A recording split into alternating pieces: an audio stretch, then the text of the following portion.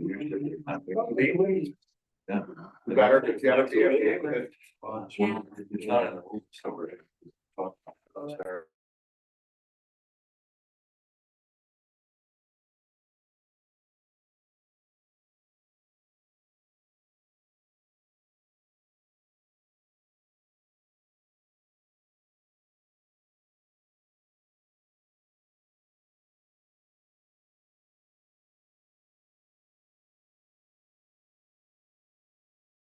Don't need a little bit. Maybe that, but Watch that with it. I've gone through 5 years. And Basic college, and then I got to the Oxford. Yes. We go to the 54 and 8. We'll go by name. Let me know. It's always. Digital analog. In the spring, pulled up on the beach. Anything you put there that's. I'm working right there. Yeah, I'm right across the harbor front. Back at City Hall. Oh, sure. Good spot. Yeah, Yeah, really. it's for sale a long, long time. Nobody wants to see it. That's the best thing to talk.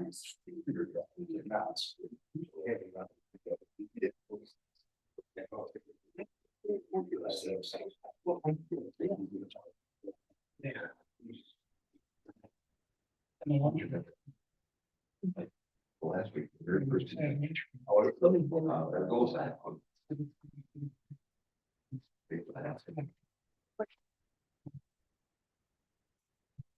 It is now officially 4 o'clock. Welcome to the Harbor Commission, everybody. Victor, would you like to do a roll call for us, please? So, John Baker. Here. Sharon Mahalik. Here. Tom Graham. Here. Lisa Nichol. Here. Gail Stevens. Here. Greg Fisher. Here. Bill McCullough. Here. Bill Brown. Here. Eric Weins. Here. We have 9 in attendance. Karen Donnelly is not in town, but she is online on Zoom.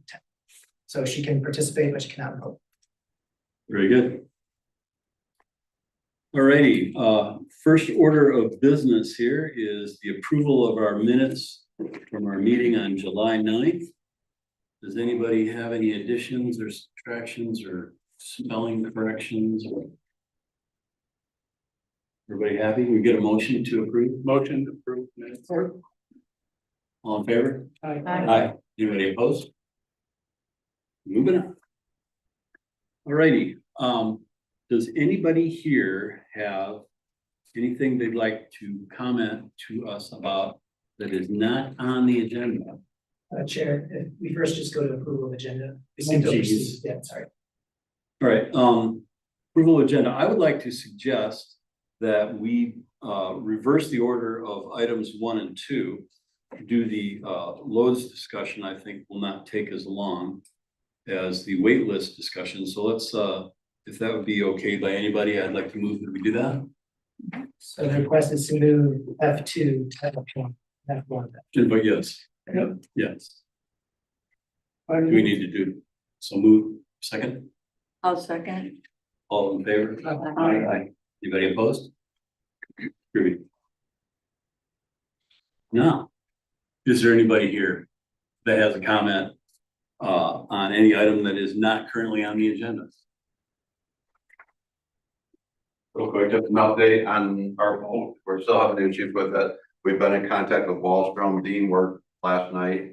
One engine will run for a while, then it'll shut off and he goes to the other engine. So our participation or our patrol on the harbor has been minimal this year. And in the meantime, we're getting more and more complaints. I've been in contact with Wallstrom like every other day. Nikki's tired of seeing me, but we're trying to figure it out. They're waiting. They say it's a fuel sensor monitor and the part apparently is on back order.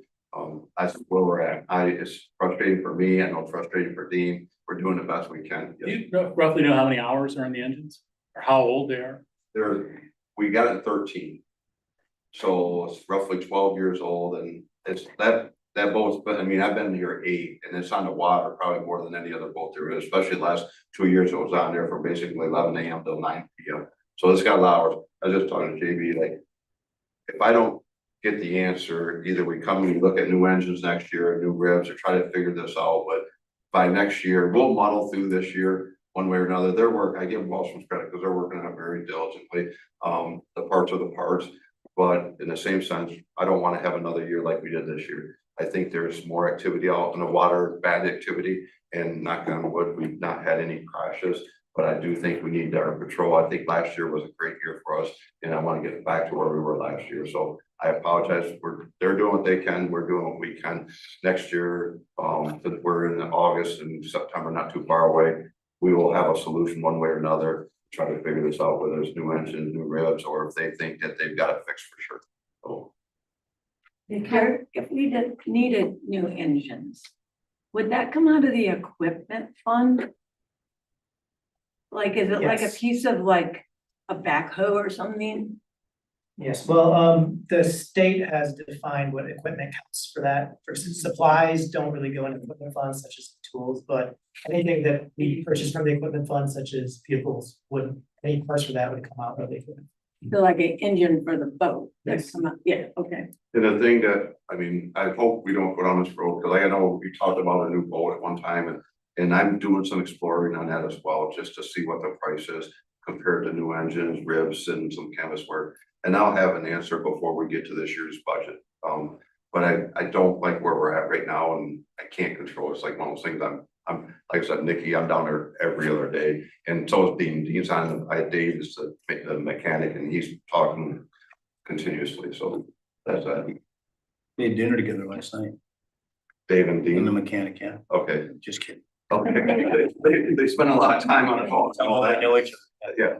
Kyle, the sheriff boat, I know he rotates what body of water he's on, different lakes around here or the harbor. Could we maybe get them over here? They're actually been over here for a few of our events. They were here for the part of the regatta. They were here for the Boy Thunder. And they also helped us out, I believe, with the quote. Yeah. So They did. I've been in contact with they know where we're at. So they're trying to get here more often than they have.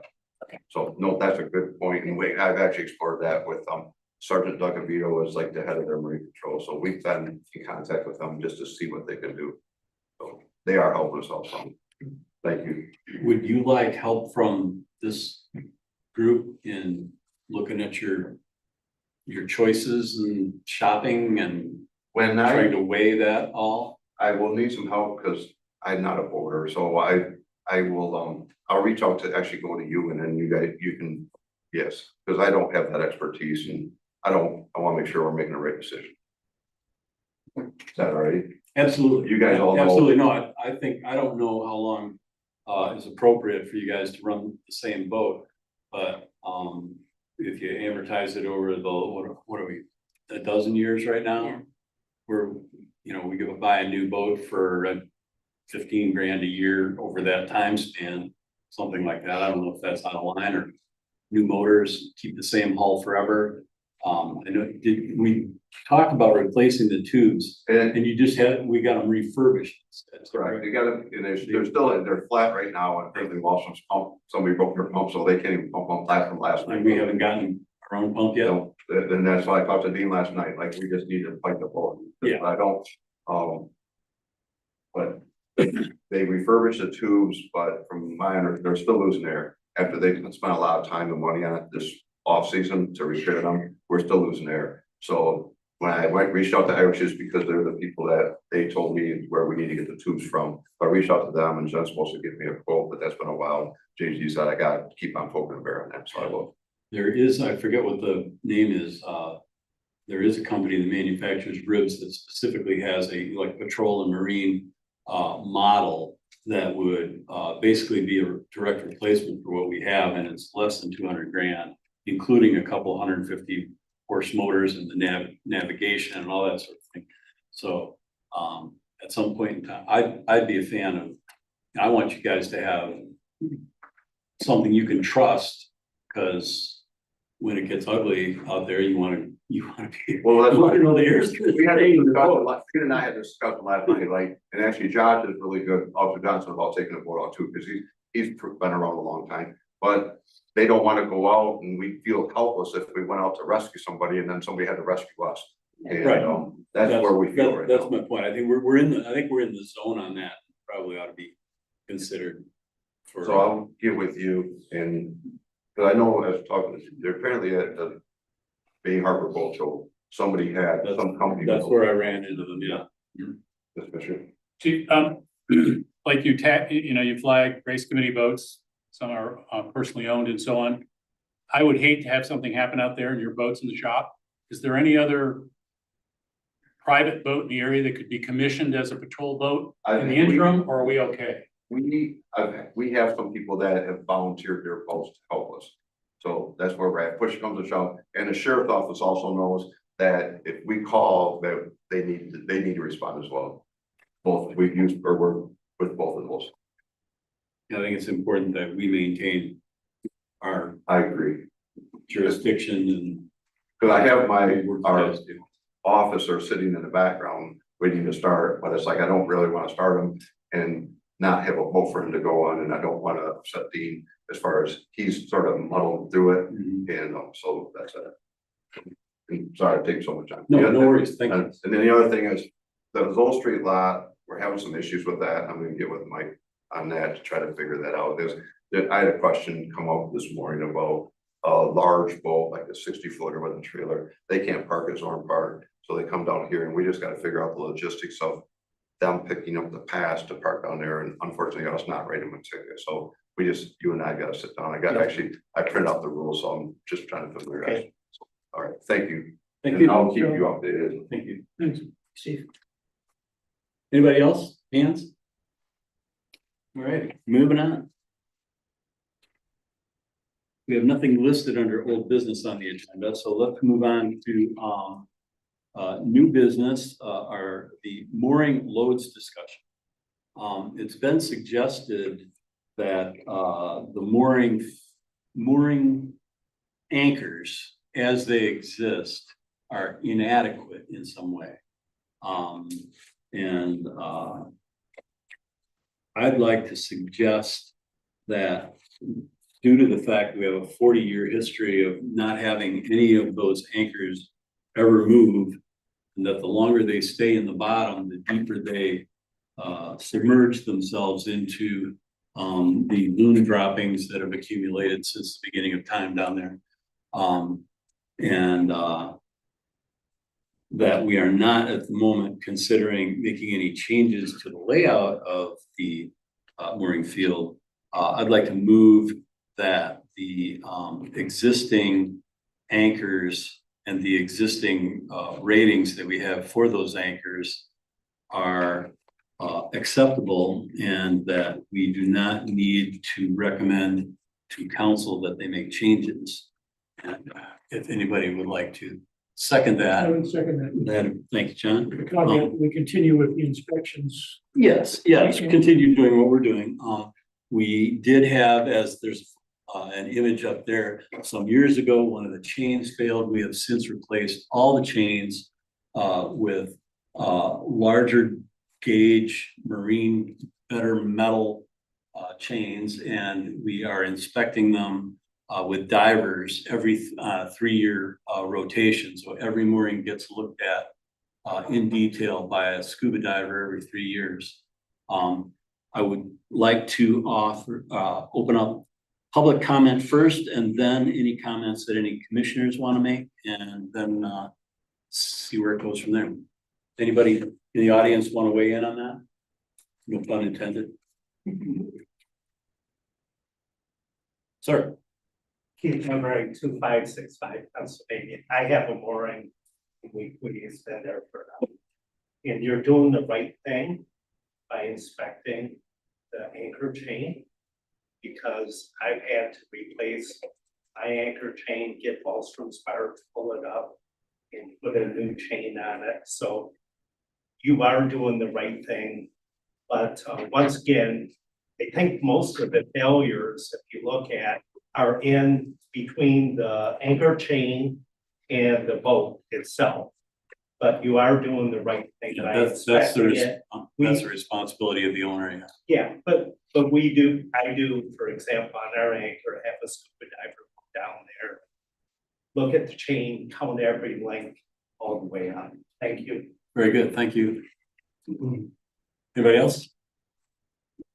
Bill, you mentioned that at the last meeting, you made the comment, there are some that are buried in sand and haven't been necessarily looked at. Is the procedure that we use, the divers that go down, do they excavate? What I said was that the concrete block had sunk deep enough into the bottom that they have to dig to inspect the connection Okay, they don't dig the whole block out. no, I wouldn't expect that. Just to the connection where the chain is attached to the block. That's my understanding, is that correct? Yep. And so is there a criteria on the chain itself? Do we know how old they are? And each one of them, do we Each make? piece of chain in the mooring field is 6 years old, and it all got replaced after, well, whatever that incident went through with the red liner, yeah. It all got replaced that season, that fall. Yeah. Every last bit of it, shackles, the whole 9 yards, and some, as Bill said, it's all marine grade. And a size bigger than is adequate for that 200 and 300 series. We're really diligent about that after that incident. Mike, also, if there is a problem, then, as we rotate a third over 3 years, then immediately the whole field is inspected, correct? If there's a major issue like If this, it's yes, correct. yep. Thank you. Yeah, there is no scenario where the hand of God can't defeat us. But I think the fact that none of those blocks have moved since they were dropped in the water is pretty good evidence that we're in good shape. Any other commissioners wish to comment on this? I looked at all the minutes and I was trying to figure out, Mike, do we always have our own tackle, or did we ever offer transient moorings? And so we had some moorings that had tackle that the city put on. Because like right now, if you were offering a transient mooring to somebody, they can't really get that little thing very easily. When you say tackle, you're talking about what joins the mooring to the Correct, boat? the ball to the boat. All of the vote. No, they provide their own gear, Yeah, yeah, which is their responsibility. right. So right now, we don't have any transient moorings. We have a couple that are open only because there's a couple of Because situations. people are cruising and so Right. there's already tackle on. them. Right, yep. Okay.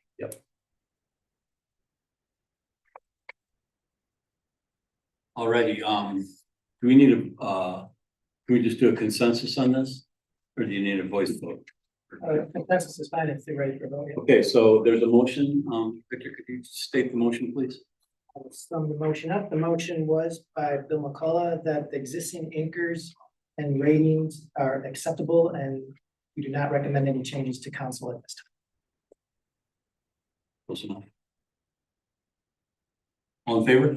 Aye. Anybody opposed? Moving on. All right, the next item on our agenda is the wait list. The way we do the wait list is somebody who wants to get on the list puts a deposit down, modest, but American money, and get on the list, and they move up as people either exit the list either by getting a mooring or a dock or by giving up and getting off the list. We currently have a plan in place to contact everybody who's on the list right now. This fall, Mike has a draft text, and we're gonna send a letter that includes a returnable postcard with a yes, please, I'd like to stay on, or no, I'd like my money back checkbox, and they can send it back to us. According to the rules, anybody on the list is required to maintain current contact information. So if somebody's on the list and we can't get a hold of them, that's on them. Okay, that's on them. So suggestions have been made that we increase the amount of money somebody has to put up to be on the list. And there has been some other suggestions made. I'd like to move that the way that we do the list has been developed over many years. Everybody knows how it works. It's consistent with the way it's done. Marinas all around the lake, as far as I can tell. And that,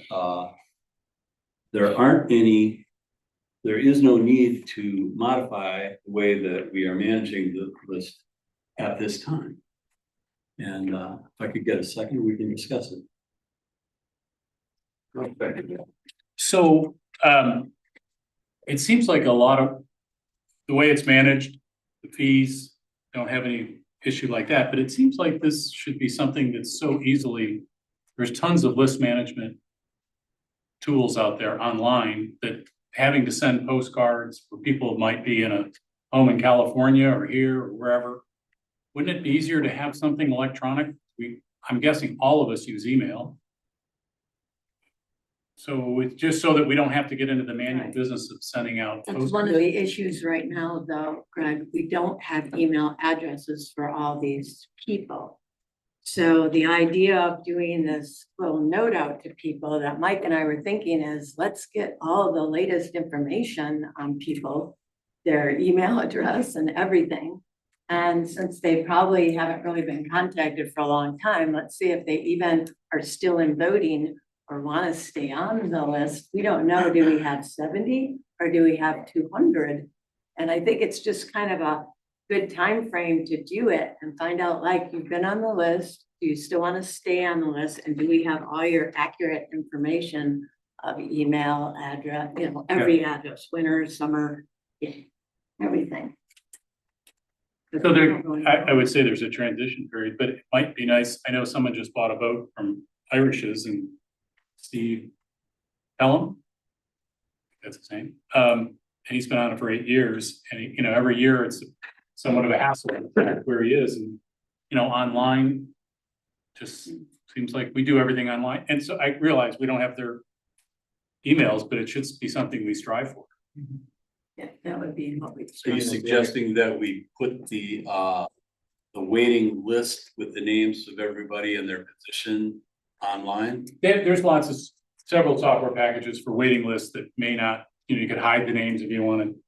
Just like a Delta Airlines upgrade list, you see initials, and it just seems like it would be easier for that online, just like the docking system.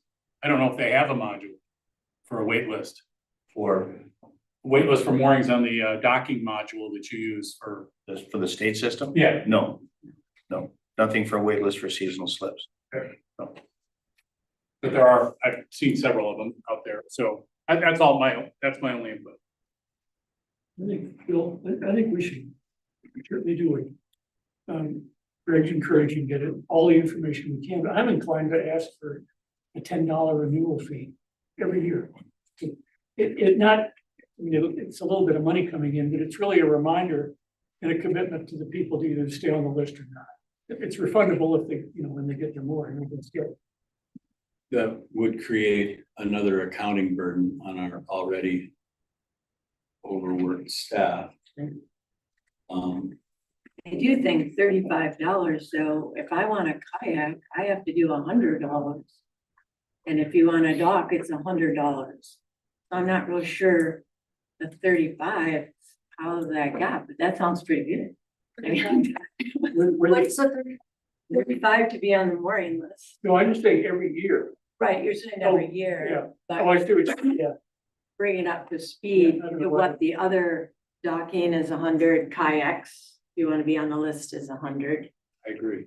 Do a one time and get it up where it needs to be, and then everybody's the same. There is one other question that comes to my mind. Do we ask the people if they still have the same boat they originally signed up for? I mean, if you're looking for pick a size of. No, it's based on which of the three, or if you want to count kayaks in that. Yeah, I understand that. Based on the 3 size mooring balls. When I signed up, I wanted a 200. During the 20 years that passed, I decided I needed something bigger. I went from a 28 foot to a 35 foot, and I've got a launch. So it doesn't work that way. No, you signed on to the 200 series list. Or you can go on both lists. Or You can sign on to both lists and pay for both. for $135. Well, that's not going to break it. Right. The other is, I believe you're undertaking this next year, the same process that was done for the mooring walls, asking everybody to supply proof of ownership, title, and registration in the same party's name and the same address. We do that every Every year. year We've done that every year for a long time. Not really, that's okay. No, insurance, you have to write a personal check. And the registration's got to be in the name of the person who matches up with the mooring. We've done that for a long time. And the title. And the title of the boat, yeah. So this is probably, I mean, this is probably when we also start talking about limiting that list, because that's a lot of management for Mike and his staff. If you've ever looked at that list, I think I'm number 132 or something. But just to maintain that, it's kind of a pain. So could we get rid of like 80% of the people on the list by doing as Karen Donnelly recommended with like a $500 fee instead of $100? It's too cheap. Would that hurt in any way? And then my other question was, and this is probably a can of worms that'll just indicate my lack of history with this topic, or maybe it's never been one. Is it the duty of the city to provide any preference for city residents versus people from any other community to be on the list?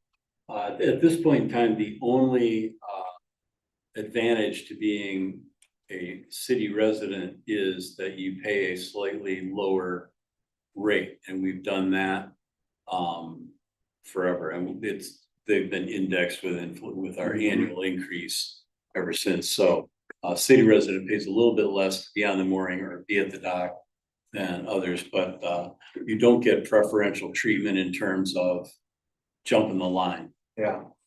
Well, let's think about that.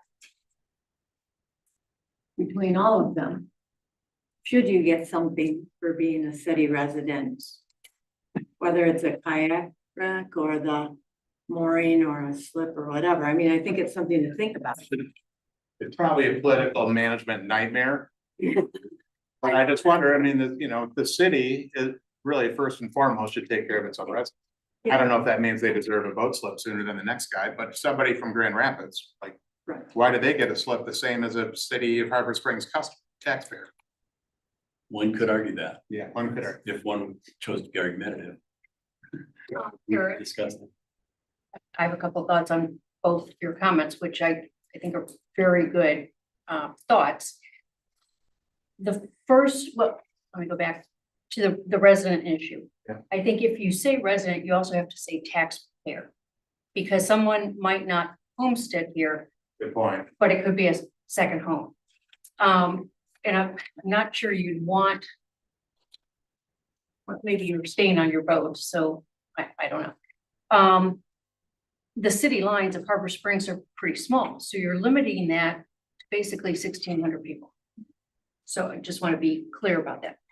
That was done 30 years ago, that they had local residents that were on the list. I know this because my father was one of them. And so it was his second home. And if you were a local resident, you leapfrogged ahead of anybody else on the list. And I think that created a bit of a political firestorm. Sure. On the point of how much you charge to be on the list, we're lucky because we are in a very affluent community during the season. But one of the things that the harbor plan really points out is access to all. And I looked around at a lot of the local harbors and the amount to be on the list, and it's all right around $100 with the idea of balance for all. Just a thought. Yeah, I think the only people that are gonna get eliminated by raising it to $500 are the people for whom $100 is makes a difference in their pocket, some folks, that's taking the kids out to lunch. Other people, that's the difference between making rent and now. Those aren't typically boaters, but I've been there. Greg? Does the state control the amount, notwithstanding the deposit, does the state control what we charge? I believe on the east dock that we built with our money without getting a grant, we can do as we please. Slips that are on the west dock, I believe, Specifically moorings. are control. I don't think, correct me if I'm wrong, I think the moorings are at our Discretion. discretion now. We do lease those bottom lamps in the state of Michigan for 10% a year. Yeah, so we pay the state a proportion of what we collect. But I don't think they cap what we're allowed to collect from any given person Seasonally? for the moorings. No, they don't. Not for the Okay. mooring. No, we had a question in the back, Mr. Bartlett. This gentleman was first. Oh, okay. But I was gonna say, Karen. If I think I understand something that Mr. Brown was saying, and I have personal experience with this, and I don't really see the point of it. Correct me if I'm wrong. If you're on the list, and we all know it takes a while, so it's not like it's gonna come up the next year. And when you're going to get on the list, you say, well, this is what I want. But again, 8, 9, 10, 15, 20 years later, circumstances could radically change.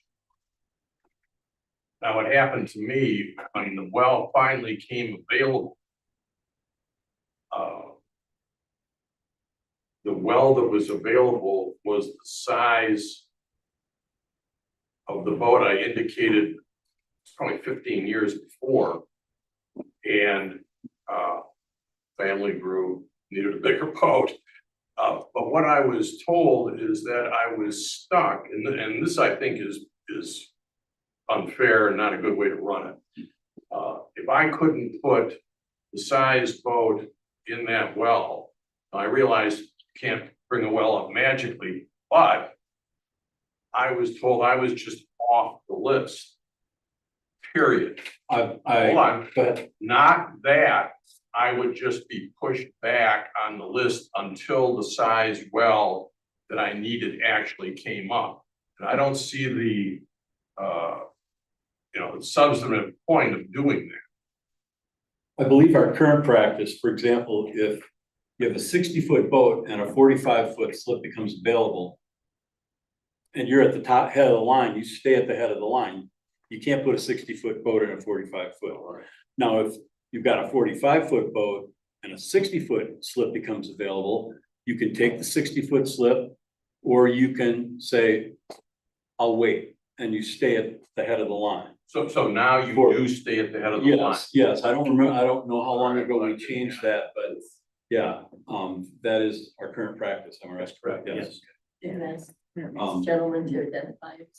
Mark Vaughn, BAUN. Mark, nice to meet you. The other thing, I think. Mark, that- leave your hands. 526 East Bay Street, number 14. I also think it's important what the lady brought up about residents versus taxpayers. I mean, after all, otherwise people are subsidizing this. That is unfair. So that's my only comment about that. Is there any way to, relative to Mr. Fisher's comments, I can tell you personally that it is a pain in the neck to keep trying to find out where you are on the list and what's going on. So if there's any relatively simple electronic way to make this, first of all, once that's done, think about it, then we don't have to bother you people calling up. We just go online, that's it. You know, I'm 10th in line, I'm 100th in line, I'm 2 in line. That's it.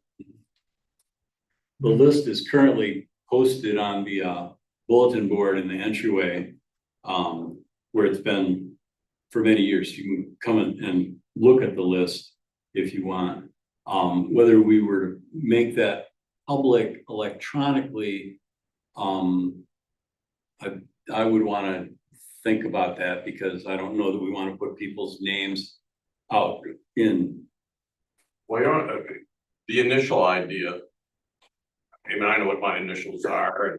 I have a rough idea where the well was before, but as far as the published list, that doesn't help any of us if they're out of town. You know, great if we're here, we can walk over, but if we're out of town, I mean, the electronic list just makes so much more sense. Mike, the list changes once a year, really, right? Or And- changes when we get people added on to the wait list. Oh, okay. Right. Fair. Yes. The Mackinac Island Yacht Club, to use that as an example, with a very long wait time. Mhm.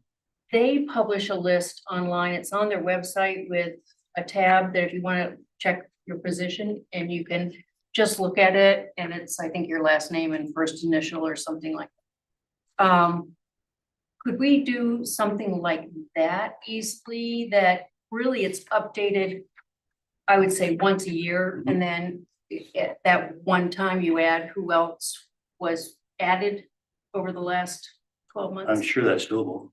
Yeah, we used to publish the wait list online, but I can't remember where I got away from it. I think it was, we didn't want, too long for one, and there was way too much information to publish online. So we decided to just keep it public in here, and also people can just call and ask where they are, and Tina's really good about that, or you can email to ask where you are Do too. you, on your form that you're contemplating putting together, Mhm.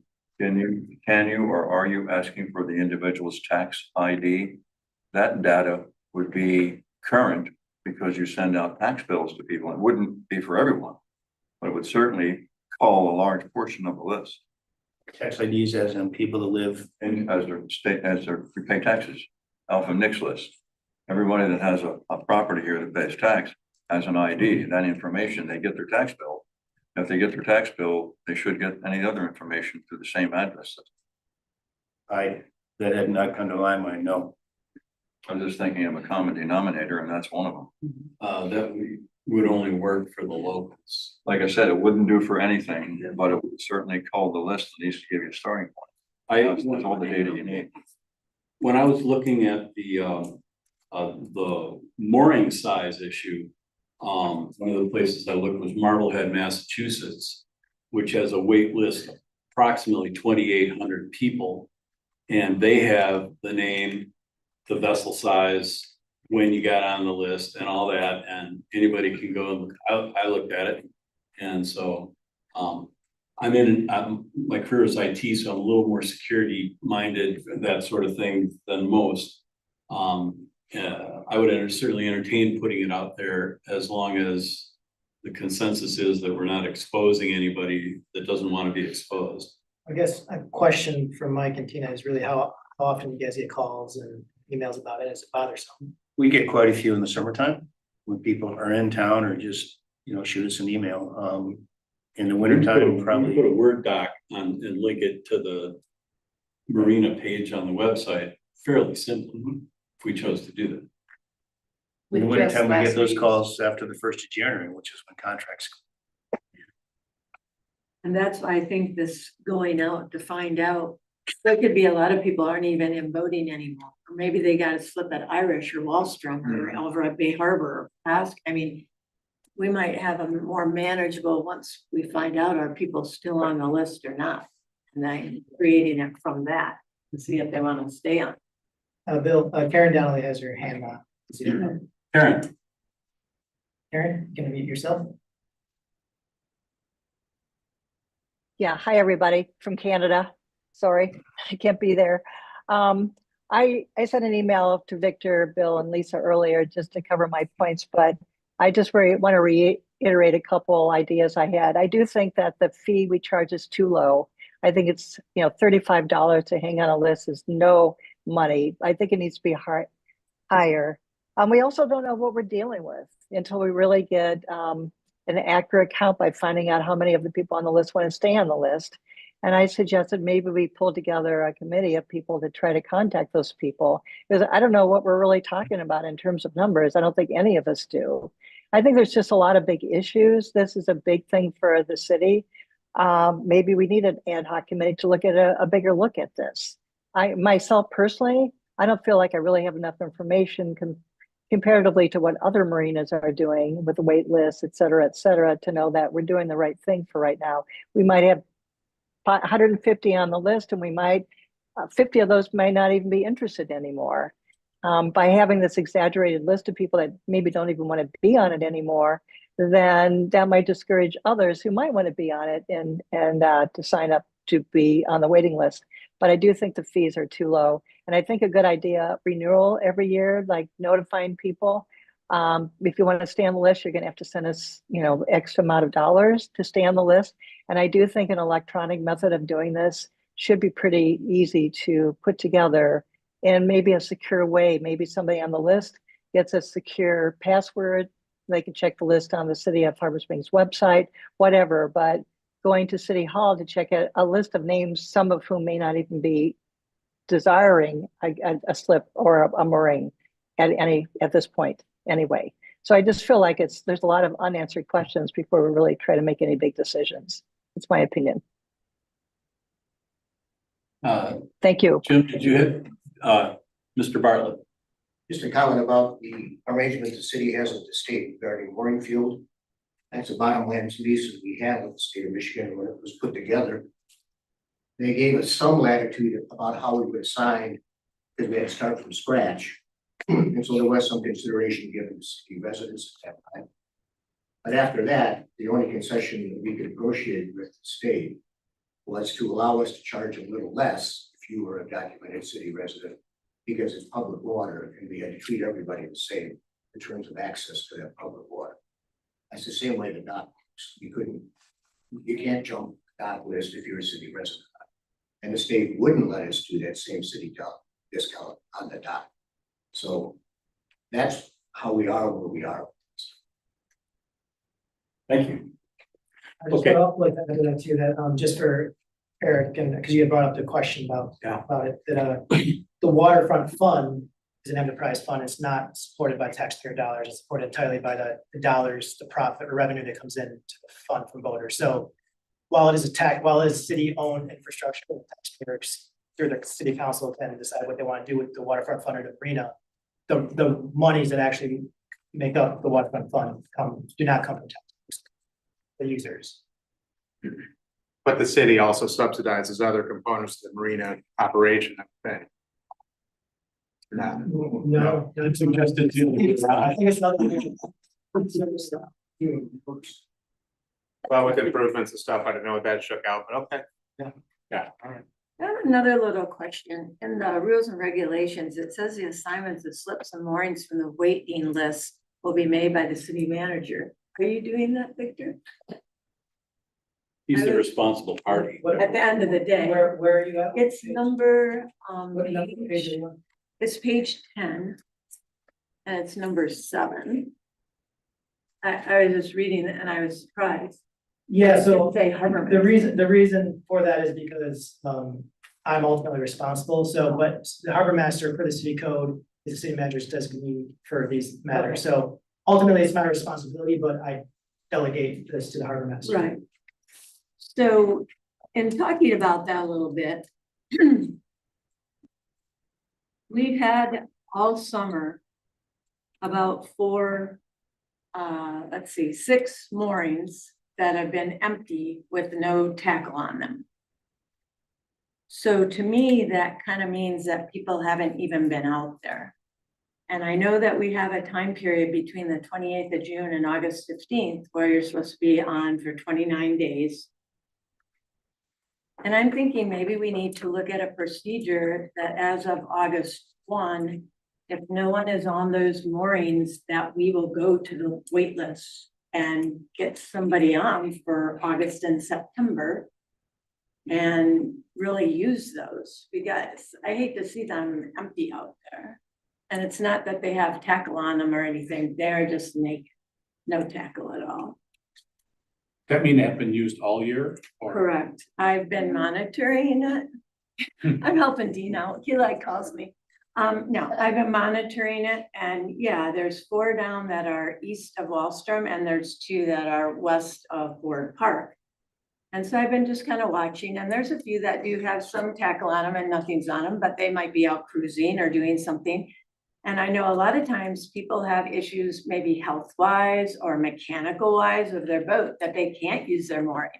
And that's perfectly fine, but I'm just thinking at some point in time, we should try to get some people on those moorings, because we do have such a large list. We're not sure the exact number, but we do have a large list. Does that put it in the transient? Pardon me? Doesn't that put it in the transient? That'd put them in the transient pool, but then what happens when you don't have a mooring for that fella the next year? Where does he go? Right, so Well, could it just be for these That's at the- couple months, that's that at- someone could use it for these couple months? as a Because transient. right, they could be called that, but I think we need to go to the wait list and say, do you want to use it for the next couple months? Because we have a mooring available. I don't know. That's a strong possibility, but what happens to that person when they want to come back next year? Well, We we got a tell them mooring. right up front, it's a transit. I'm assuming they're not being used, and you probably know the numbers. That they're not being used because they're either mechanical or health or something. Most of it's health issues. Right. Yeah. So there's a Another boat reason. tried to sink when they tried to launch it at Shepherd's. Right, so there's a reason. So next year, I mean, I would think there's a year of grace. But I hate to see them out there and we still have plenty of summer left. That's my point.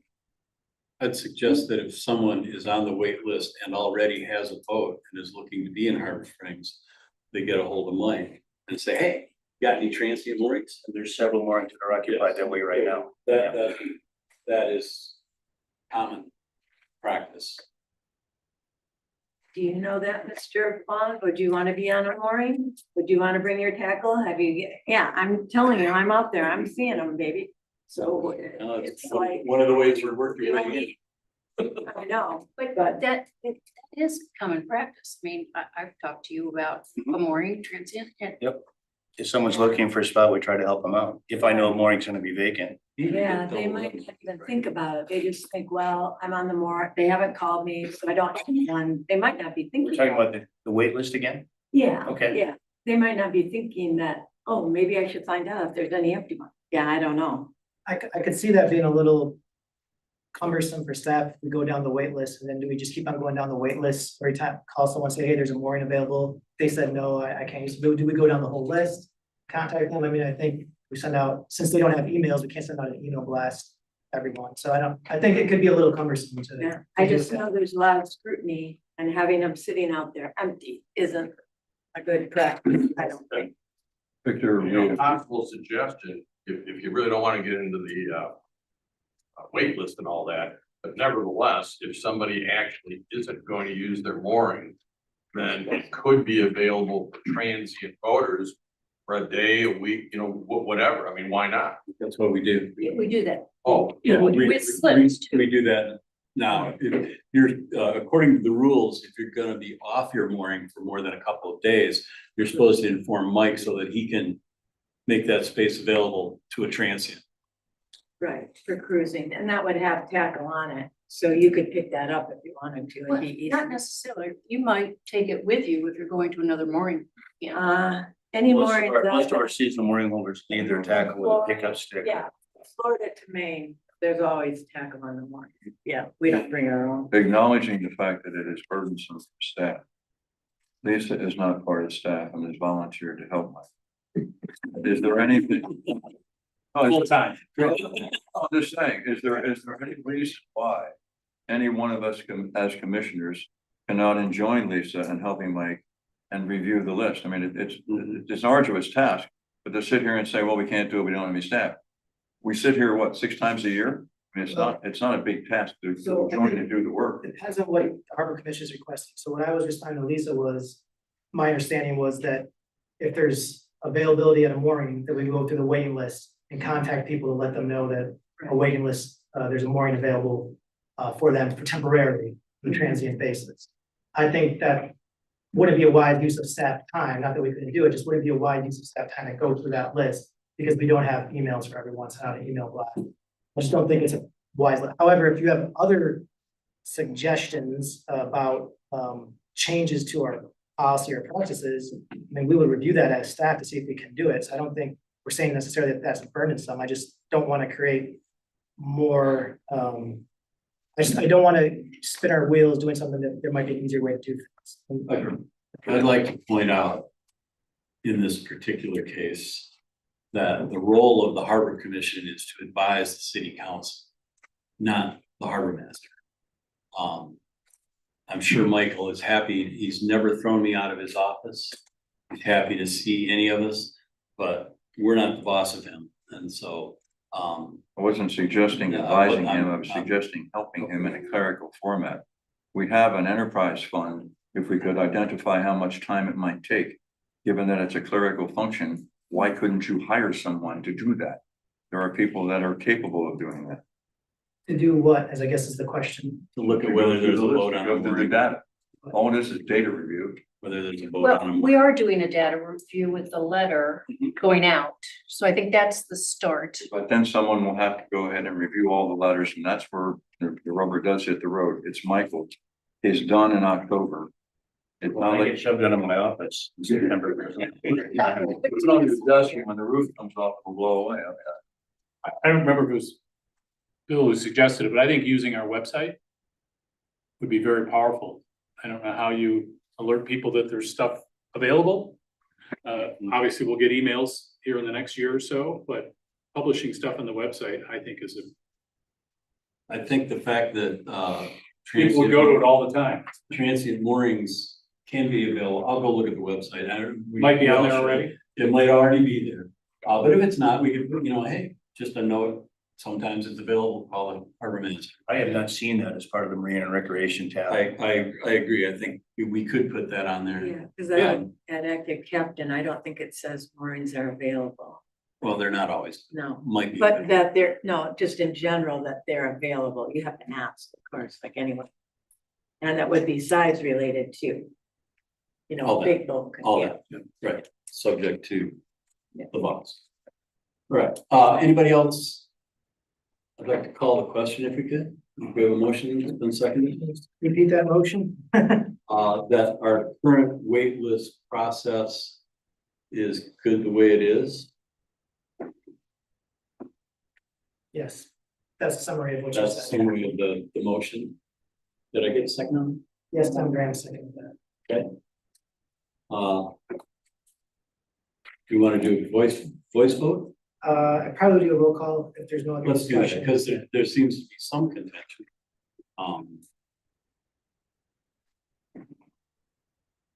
Okay, Greg Fisher, No, just because I think it could be improved.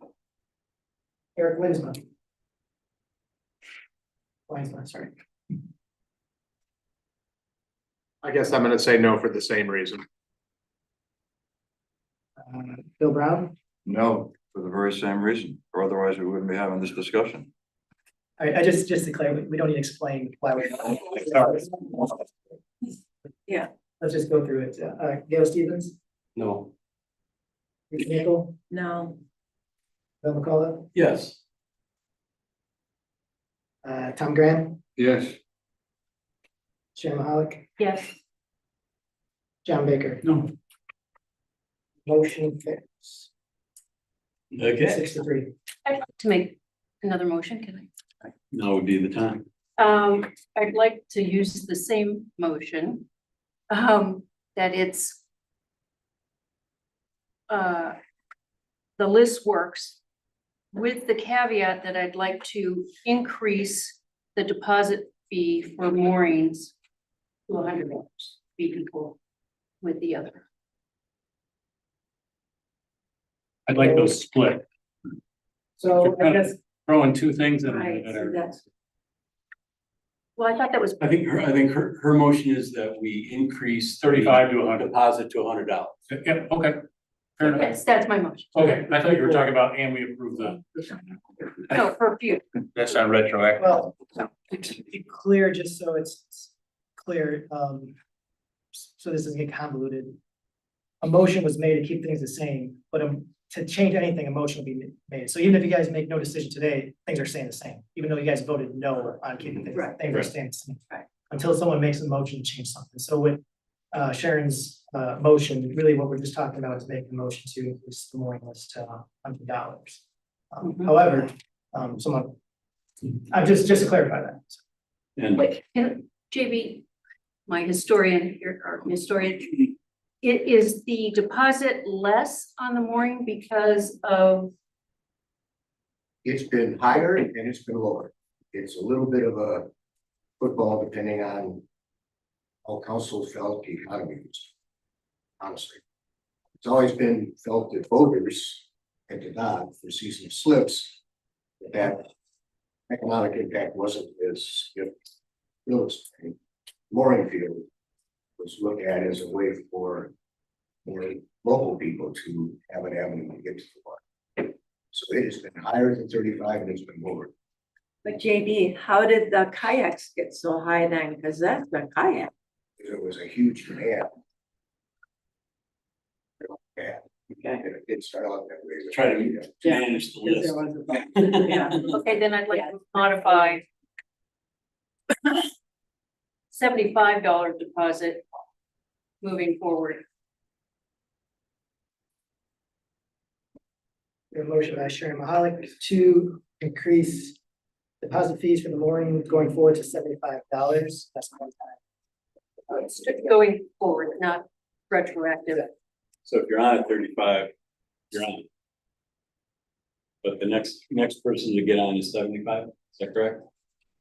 Yes. Well, once council, if council.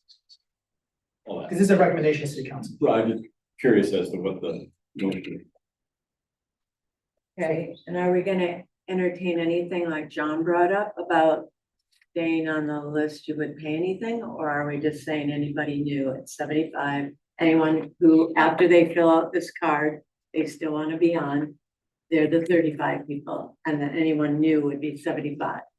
I am suggesting that it be 75 now for the mooring. I'm not opposed to an ongoing fee, whether it's $10. My concern is whether or not staff can handle it. I don't think that's the responsibility of the commission, because I think that opens up a can of worms. So right now, I think we could look at how do you systematize after the letter goes out and we find out how many people we have left. Then I think we can look at how many people are left and should we put a system in place. Mr. Bartlett.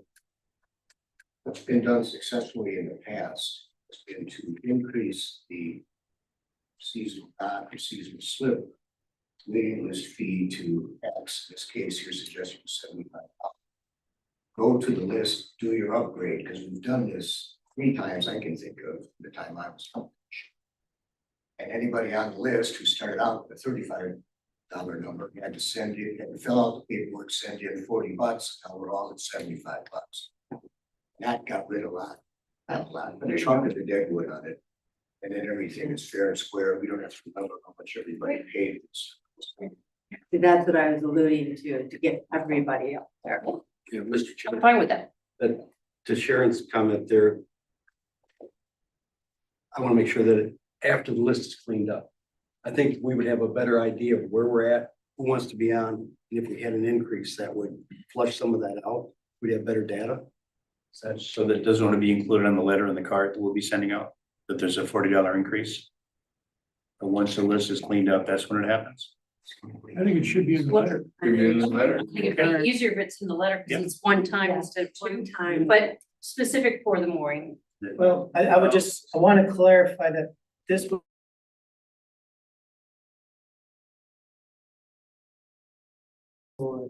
get the rules amended.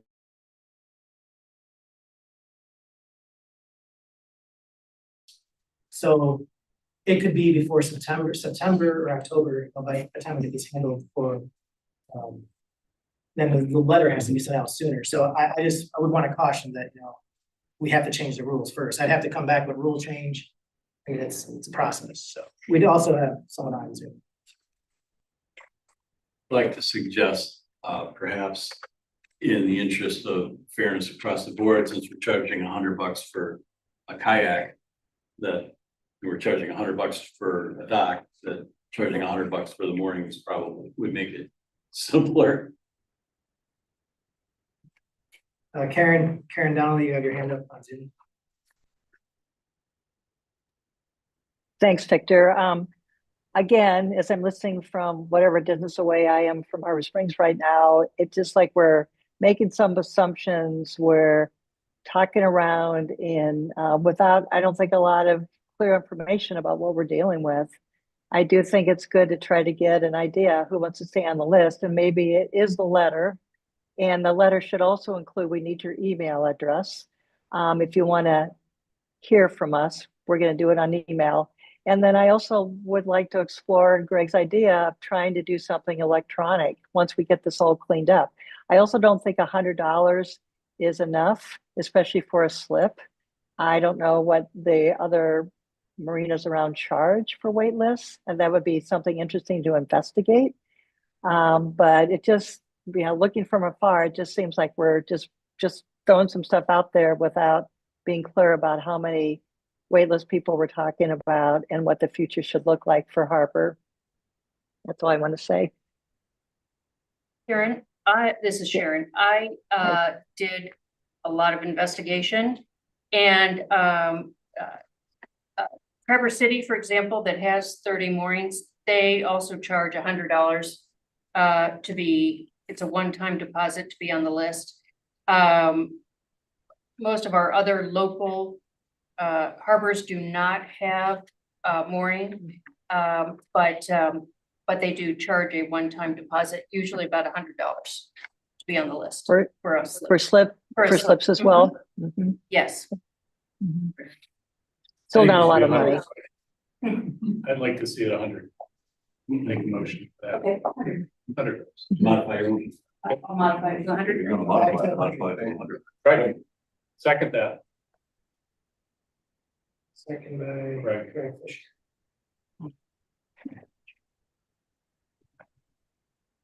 All right, I'll do a roll call here.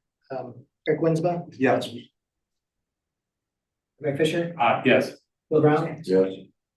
Gail Stevens, Yes. Lisa Nichol, Yes. Bill McCullough, Yes. Tom Graham, Yes. Emma Holland, Yes. and John Baker. Yes. Motion passes 9-0. Again, I don't know how exactly the process is gonna work, because it'll have to go with a rule change to council. So we'll get it done, but I don't know if it'll be done by the time we send out the letters, people, so. All right, I need to point out that at 5:30, there's another meeting, so we gotta move along. If there's anybody.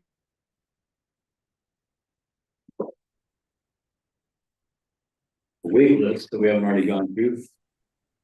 If not, move on to.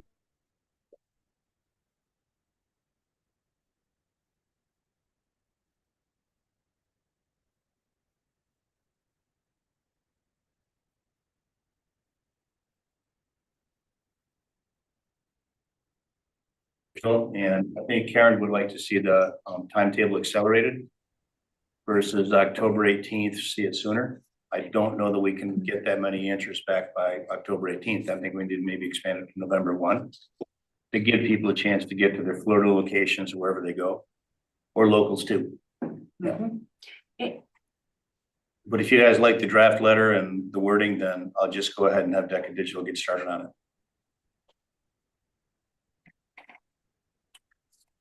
I don't think it's important that it be done like really quickly. I mean, as long as we get it done this year. So, if it takes an extra couple of weeks to do it right, I'm cool. When do you send out the? I'd like to get him in the information for mail by next year? September 1st. When do you send out information for next year, January? Information for next year as it offers. Yes. January 1. Yeah. Or even before that, we get to the wait list and make some phone calls. So as Get a long hold of as you people. have. Anybody who's in that top 5. Mike, do you have phone numbers now or just addresses? Pardon me? Do you have phone numbers now or just Phone addresses? numbers and addresses. Yeah, and very few email addresses for, especially in the dock wait list, because a lot of those people are in there for literally 20 years. I wonder what percentage of those are cell phones? 80? 75, 50? I'd say you're probably in there 75 to 80%. Yeah. Like, are Why you not gonna, send them a text? Those that aren't, we'll send them paper. I'm sorry. are you gonna have phone numbers? I think I put it on there. See name, winter address, summer address, Oh, email missed it, address? but that will be on there. Yeah. Okay. And you're right, Greg. That's another idea to send out texts. With a link to fill all this out on some form, whatever. I mean, we'll get some bounce backs. Yep. From landlines. I'm guessing most. So, okay, we'll add the phone number to it. Regatta was another successful event. The fleet did get skunked on Saturday because it was absolutely no breeze, but, the 52s, the one design classes all got 3 good races done on Friday. And then the Tour of the Bay, while shortened, was a success too, and that was a great award ceremony and a good event all the way around. 52s are back this weekend with 6 boats. They've got something they call the Little Traverse Cup. Yeah. I'll do that. Better? There we go. Alright. Yeah, they're back this weekend, and they're also talking about coming back next year around the same time with 8 boats versus 6 they have here this year. And I have not received a formal request from the fleet yet, but as soon as I do, it'll be presented at the October meeting, so you guys can. It's not a rubber stamp. I let them know that already, but just to get them on the schedule. And we also need to discuss the Melgus 24 Worlds probably at the October meeting. I hope to get George Pete there to explain their process and what they'd like to do with the Melgus 24 Worlds that we've talked about, I think at the May meeting or the June meeting. I can't remember which one it was. Renovation work on the Harbor Master building begins September 8th. The first thing they're gonna do is take the roof off, so I gotta move. And they're also gonna start tearing apart the concrete pad off to the west side of the building. So Sue Stewart's been kind enough to offer me office space at Irish Boat Shop. She's even gonna give me a set of keys. And so I'll hopefully get our computers. Yeah, I'm gonna be taking care of that. Need some light vests. So we'll be taking advantage of that stuff. It was really kind of Sue to offer that. Excited to be there for sure, because it'll give us a workspace that I can actually get a view of the harbor. We're gonna be moving the Canvas computer, the state software, and our registration system down there. Hopefully on a laptop. And we'll probably have to use our PC that we have right now for our registration system, so that'll happen pretty quick. And we've also put a note on the state website that we will not have any restrooms, Wi-Fi, trash, any of the state people are used to having September 1. The first thing to disappear will be the dumpster, so looking forward to that as well. To the numbers, we had, as of this date in 2025, our total, this includes the state registration funds and our own system funds, $161,888. The state portion of that was a little over 44, and our part of that was 117,000. So we're just about even with last year, we're only down about $6,000 from last year's on the same day. And we'll see how that works out now that we start to shut the place down September 1. We still have another 2 weeks, almost 3 weeks left of summer.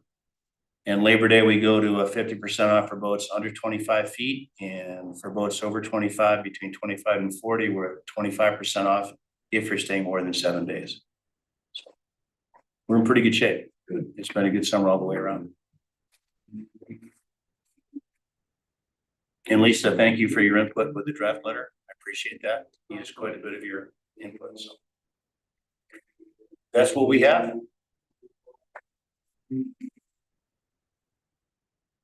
That's it for me. I believe we're done. We are adjourned. Thanks, everyone.